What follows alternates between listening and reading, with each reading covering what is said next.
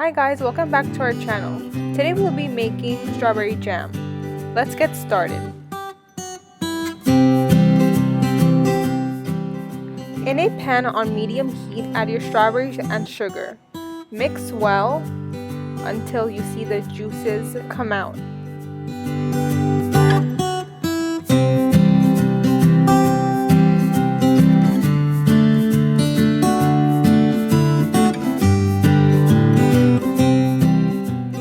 Cook the strawberries for 15 minutes and then add lemon juice.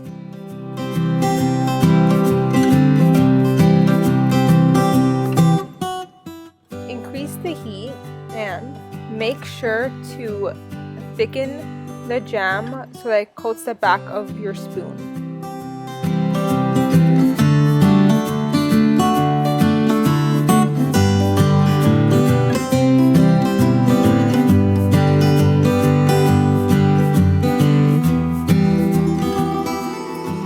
Once thickened, close the heat and cool the jam. When the jam is cooled, pour into a jar of your choice and enjoy!